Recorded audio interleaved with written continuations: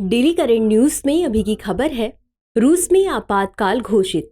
हाल ही में रूस के दक्षिणी रोस्तोव क्षेत्र में सूखे के कारण आपातकाल तत्काल प्रभाव से लागू किया गया है। रूस के कई क्षेत्रों में पहले ही स्थानीय आपातकाल की घोषणा कर दी गई है, क्योंकि पाले से अनाज से लेकर सेब तक की फसलें प्रभावित हुई हैं। बता दें कि इस आपातकाल का उद्देश्य अनुमानित 30% तक की संभावित फसल हानि से निपटना है। गौरतलब है कि रूसी कृषि मंत्रालय ने अब तक अनुमान लगाया है कि मई में पड़ने वाली ठंड से लगभग 1 मिलियन हेक्टेयर फसल को नुकसान होगा।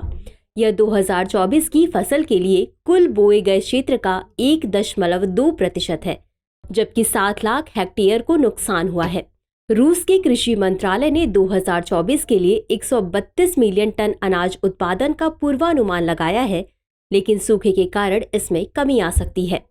चलिए अब जानते हैं सूखा क्या है। सूखे को आमतौर पर विस्तारित अवधि में वर्षा में कमी के रूप में माना जाता है। इससे आमतौर पर एक मौसम या उससे अधिक जल की कमी होने से वनस्पति, फसलों, जानवरों और लोगों पर प्रतिकूल प्रभाव पड़ता है। रूस में सूखा बढ़ने के कारण सूखा प्राकृतिक जलवायु प्रणाली का हिस्सा है और रूस में असामान्य नहीं है। यह असाधारण शुष्क मौसम सामान्य मौसम प्रतिरूप से लंबे समय तक और महत्वपूर्ण विचलन का परिणाम रहा है। ग्रीष्म लहरों के कारण रूस में तापमान रिकॉर्ड स्तर पर पहुंच गया है।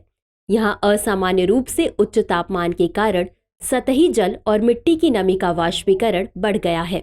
रोस्तोव क्षेत्र के बारे में, रूस का संबंध एक संघीय विषय ओब्लास्ट से है, जो दक्षिणी संघीय जिले में स्थित है। यहाँ से यूरोप की सबसे लंबी नदियों में से एक डॉन नदी बहती है। यह प्राचीन यूनानी शहर तानाइस प्रांत में स्थित है। इसका प्रशासनिक केंद्र रोस्तोव ऑन डॉन शहर है। तो चलिए अंत में देखते हैं आज के अभ्यास प्रश्न को। निम्नलिखित कथनों पर विचार कीजिए। 1. हाल ही में रूस के दक्षिणी रोस्तोव क्षेत्र में युद्ध के कारण आपातकाल की घोषणा की गई है। 2. रोस्तोव क्षेत्र से यूरोप की सबसे लंबी नदियों में से एक डॉन नदी बहती है। उपर्युक्त में से कितने कथन सही है या सही है? ए केवल 1, बी केवल 2, सी 1 और 2 दोनों, डी न तो 1 और न ही 2। इस प्रश्न का उत्तर कमेंट बॉक्स में जरूर दें। अभी के लिए बस इतना ही। धन्यवाद।